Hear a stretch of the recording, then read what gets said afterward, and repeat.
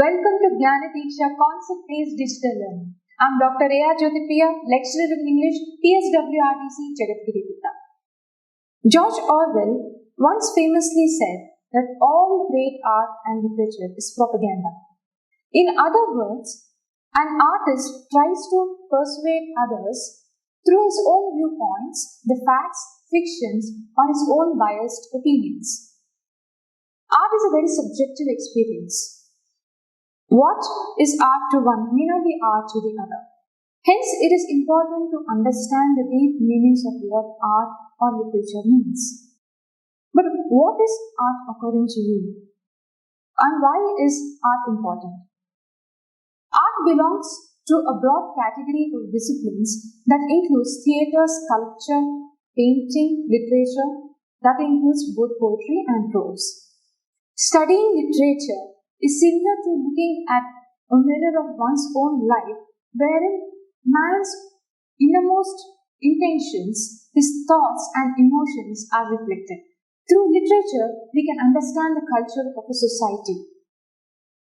Through culture and the history of a nation, we are also able to understand the past history of a nation and also its present trends and contexts. Through literature, we are able to surpass time and space. Through artistic and literary paradigms and productivity, we are able to transcend boundaries and we are able to access so many grand narratives, be it art or literature, that are situated centuries ago or even miles apart. So how do we analyze art? And why is interpreting art important? It is important because we will be able to understand the beauty of art and literature over a period of time. This is where the concept of hermeneutics comes into picture. Hermeneutics is a study of interpretation. Traditionally, hermeneutics was used to study biblical texts, jurisprudence, medicine, social sciences, and humanities. However, in today's world, hermeneutics encompasses a large number of subjects, including several arts and humanities. It is believed that the Greek god Hermes was responsible for communicating or interpreting the message between the gods and the humans. Not only did he do that, he was also able to take the responsibility of deploying the souls to the underworld after their death. This is where the term hermeneutics began, and hence the history of interpretation began with the Bible and has traversed all over the world. But how do we analyze an art? And what are the things that we need to keep in mind while analyzing any artwork? There are 4 steps that we can remember while analyzing an artwork. They are describe, analyze, interpret, and judge. Whenever we view an artwork or read a literary text, we need to observe the surface meaning and the underlying meaning and derive our own viewpoints and conclusions from what we observe. What has the artist or the writer described? What is he trying to say? Then we try to interpret what the author or the artist has said into our own words, and we frame judgments as to whether we like the work or not. This is the fundamental way in which we can analyze any artwork. Let us take a look at a painting which is shown to you on the screen. What do you see? This is the painting by Vincent van Gogh called The Starry Nights. It was composed and painted in 1899. So what do you see in this painting? And how does the sky appear? How are the colors represented in this painting? If you observe carefully and going by the context, we observe that the sky appears to be a little violent. There is a turbulent motion of the sky, which is strangely in contrast with the serene atmosphere of the neighborhood that lies below it. This neighborhood that is just below the sky appears to be much more calmer while compared to the sky which appears to be much more turbulent. Perhaps the artist is trying to say that he is suffering different mood swings and he has fluctuating mood points. His mental status is not very stable in order to express what he exactly feels. This painting was composed when Van Gogh was just looking at the sky on a sunny day before he drew this painting. Let us take a look at another painting by Edward Hopper, which is called The Nighthawks. What do you see in this painting? Where do you think that this context is situated? Who are the individuals who are in this painting?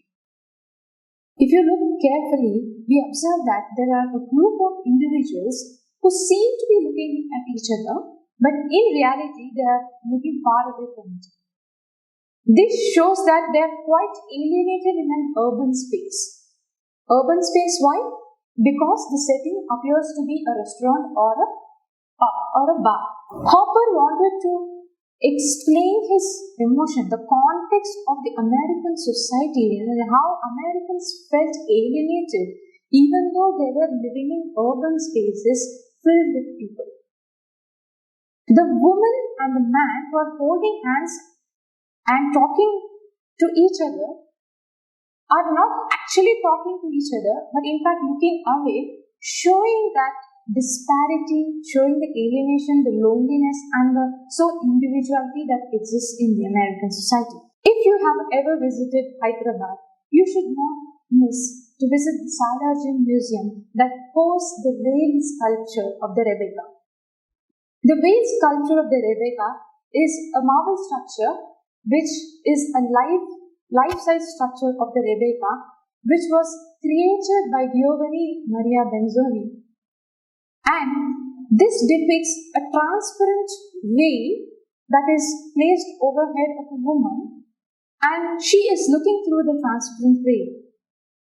This sculpture was created artistically with the use of just single marble. The pedestal, which is of rounded shape, is created in such a way that it depicts a monolithic sculpture of the Rebecca. This is the artistry that an artist can show through what he skillfully does in his artwork.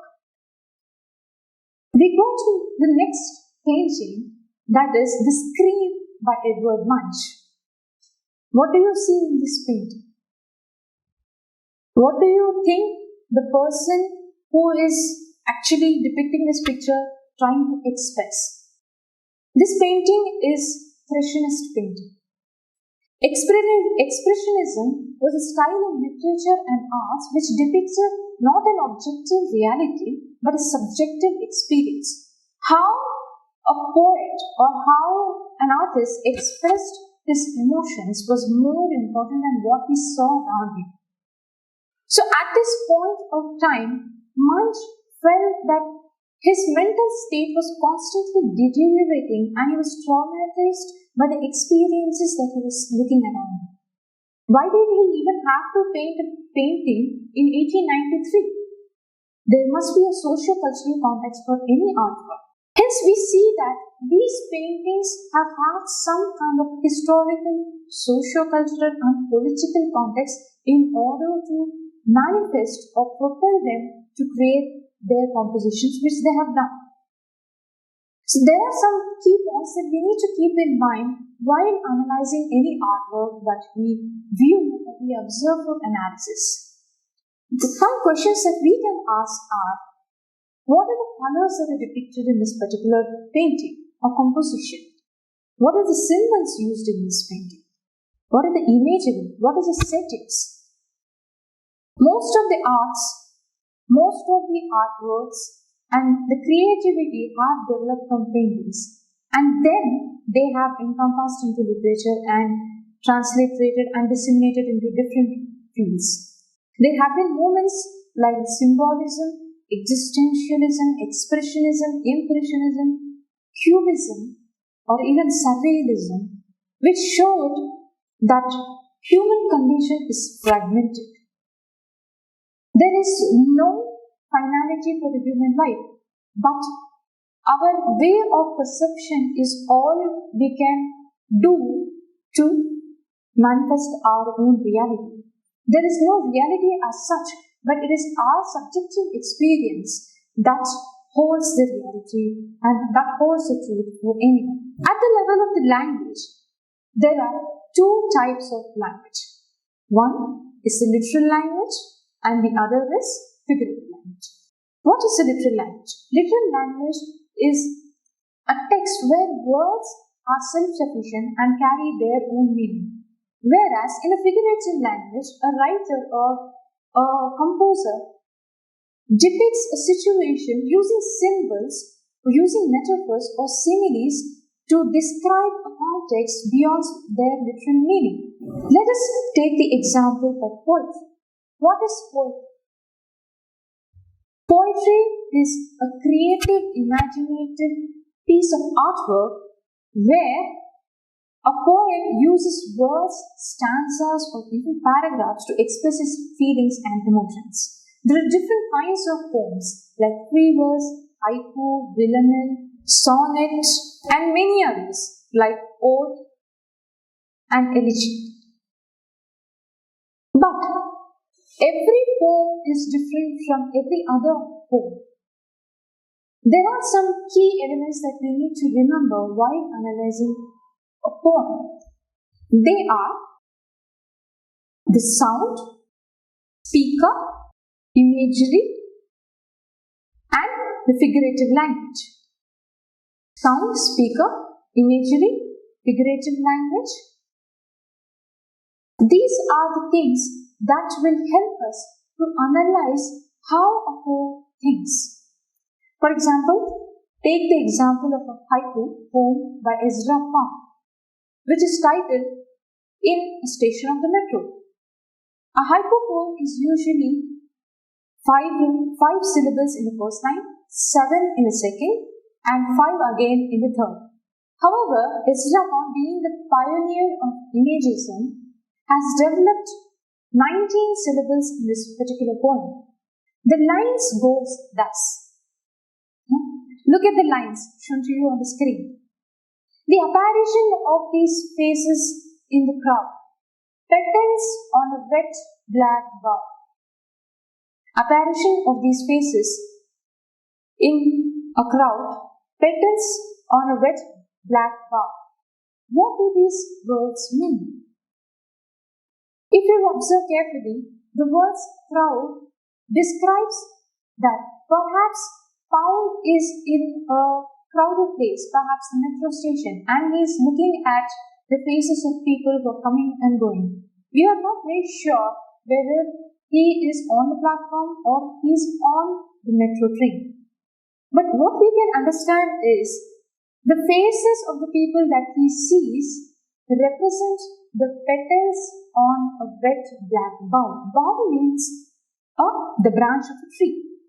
So the faces appear as if they are stuck on a branch of a tree. That is, they are all coming together. So this is the imagery that Ezra Pound depicts in order to convey his meaning or convey his observation about life. There is another technique by which one can interpret poetry in unseen passages. In unseen passages, during competitive examinations where you are asked to interpret a poem, where you do not know exactly what is the social context or the historical background is, there is a technique called a hit poem. Let us look at it. A in a hit poem stands for about. What is the poem about? What does it talk about? You can use these mnemonics to understand the essence of the poem that is being asked to interpret. A stands for about, whereas H stands for the historical or the social context. In which context or the situation or in which circumstance is the poem based? I stands for imagery. T stands for the technique. What technique has the poet used to convey his message? P stands for his personal response. How has he reacted to the emotions that has triggered in him? O stands for the organization. How is the poem organized on the whole? E stands for emotions. What are the emotions that are triggered in him? And M stands for message. What is the message that is being conveyed in the poem? Let us take an example of Walt Whitman's Song of Myself, which was published in the 19th century in a larger piece of work called Leaves of Grass. In this poem, Walt Whitman depicts humanity itself, not just himself, but the whole humankind, and he says that we and humankind are one and the same. He brings nature to the fore and says that the physical body of the human being transcends everything else because the soul is the most important aspect of our life. The physical body is only for the enjoyment of the physical reality of the world, whereas the soul represents the spiritual side of the human being. So this contrast, this imagery between the physical body and the human soul is a strong imagery of how Whitman feels about the humankind, the nature, the physical body, and the spiritual world and the cosmos. All these things put together form the essence of Whitman's Song of Myself. The poet is singing about himself, but in fact, he's not just singing about himself, he's also talking about the whole world that is within him. Let us take a look at another poem, for example, The Raven. The Raven by Edgar Allan Poe. In this poem, the poet is traveling in a lonely road and he is grieving the loss of his beloved Lenore, who is no more. And when he is feeling mournful about his situation, the raven comes and disturbs him. And then he starts to feel even more grievous and mournful about his loss. And he starts to feel that perhaps this raven could be a representation of death itself. He feels as if he is the raven. It's because the raven is as lonely and as isolated as the poet is. So here, the poet could have used another bird instead of the raven. He might have used the parrot, for instance, which is known for hockey. But here, the poet has used the raven as a symbolism of the grief and the mourning that he feels for his beloved. So poetry is, as Wordsworth said, is spontaneous overflow of emotions.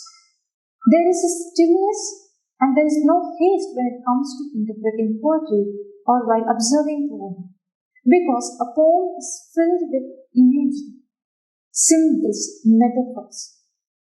It is an extremely personal experience but extensively universal in nature.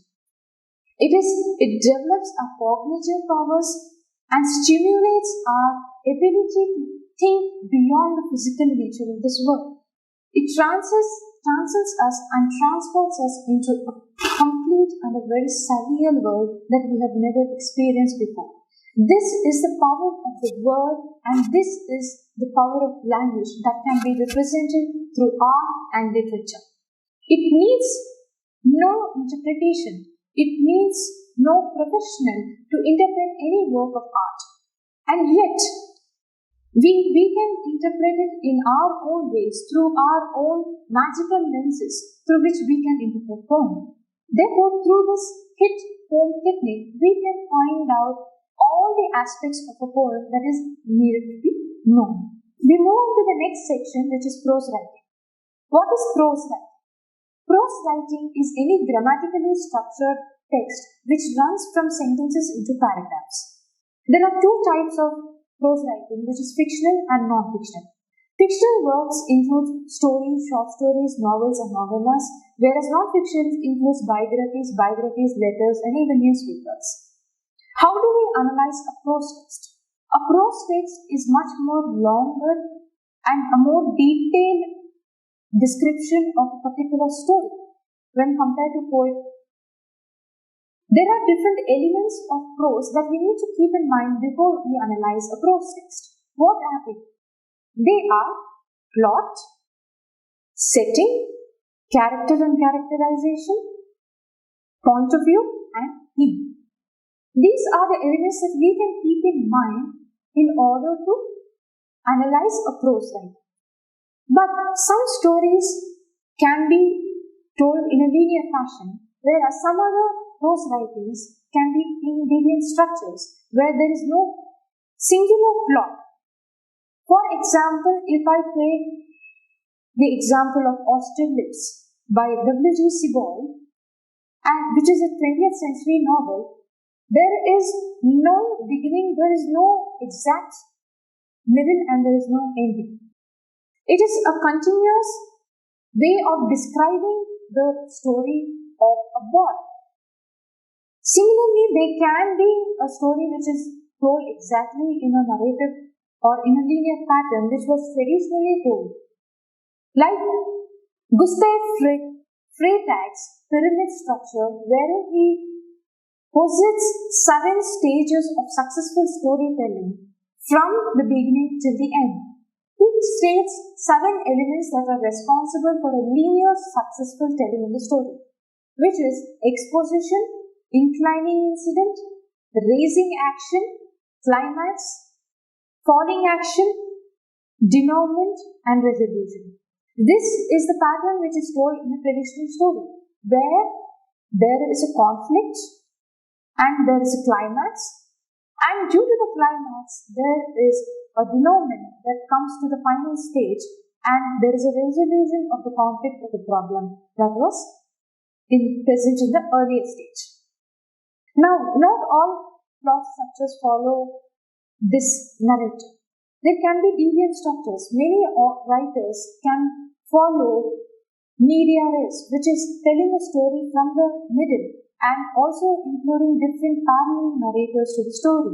There can also be story within a story, which is called as a metafiction, in order to express their writing. So how do we analyze the different layers of prose writing? We shall look at examples by asking some questions. What are the questions that we can ask for interpreting a prose writing? Some of them can be, what are the characters in the stories and what do they embody? What is the narrative technology or technique that has been used by the author? What are the symbols? What are the metaphors that have been used? What is the socio-cultural and political background of the story? Is there any relevance of the current political trend to this story that has been told? How is the narrator depicting the story or the point of view? Or what are the different elements of the story? Is there a single narrator or are there 2 narrators? Or is the plot being depicted by a third person? These are some of the questions that we can ask in order to analyze a prose. For example, let us take the story of The Yellow Wallpaper by Charlotte Gilman, wherein the woman and her husband go into an estate for her cure, but there is a yellow wallpaper that comes to represent her loneliness. She slowly deteriorates into alienation and she feels completely isolated even from her own husband. Hence, in the story, though short, it gives us a claustrophobic setting wherein a woman is feeling isolated and being alienated from her own family members. So, the yellow wallpaper comes to represent her traumatized mind and her mindset, which is constantly being changed as and when the days pass. Take, for example, Scott F. Fitzgerald's The Great Gatsby. It is an American prose writing which depicts the character of J. Gatsby, who turns his life around a woman, Daisy, whom he loves. and who unfortunately is married to another man. She lives in a street called the East Egg, wherein the green light that is present at the end of the street comes to represent the dreams and future and the hopes that J. Gatsby has for his life. But unfortunately, J. Gatsby does not achieve his dreams. Yes, he comes out of poverty and flashes his wealthy atmosphere through the parties or extravagant parties that he flaunts to everybody. However, what happens at the end is really heartbreaking when he fails to achieve his dream. This book is a representation of the American dream. The American dream is the opportunities that are available for all citizens need to be equally distributed. However, without saturating the needs and the dreams and fulfilling the hopes of the people, the American dream cannot be true. This holds same for J. Gatsby in the story. Now let us take another look at the play by Samuel Beckett, which is Waiting for Godot, wherein there are two characters, Vladimir and Istrugan, who meet under a tree and wait who never comes and whose name is Godot. Perhaps Godot is also a representation of God. But we never actually know who Godot is and why is he going to come. This story completely represents the meaninglessness of life because ultimately the two characters don't meet Godot and their time is wasted. So the meaning of life is derived from what we give to it rather than life giving it to us. Play represents the theatre of the absurd or the absurd phenomenon that was present in the late 20th century. So what we need to understand from the interpretations of the prose text is that art and literature is a very subjective experience and our interpretation depends on the meaning of the text. With this in mind, I would like to introduce you to another concept which is called as a reader response theory, which began in 1930. Which said that the reader is placed at the highest level of importance there is because the reader is responsible for creating meaning in the text. It is only with the interaction between the text and the reader that meaning is created. A text cannot live on its own. It needs a reader to give it its meaning, to make it full and complete. Hence, the active involvement of the reader is as important as the text itself. Hence, everything comes in a cycle, as they say. Art and literature have been a part of all of our lives in some or the other way. Hence, we should try to appreciate art not just as a profession, but also as our own individual ordinary men and women. In this lecture, we have looked at what is art and literature. We have interpreted various paintings at a fundamental level, and we have also looked at the poetry, how poetry is analyzed through the hit poem technique, and what is prose, how it can be interpreted, the complex layer of prose, and how it can be thought of and how it can be interpreted. I hope you found this section to be interesting and useful. Thank you.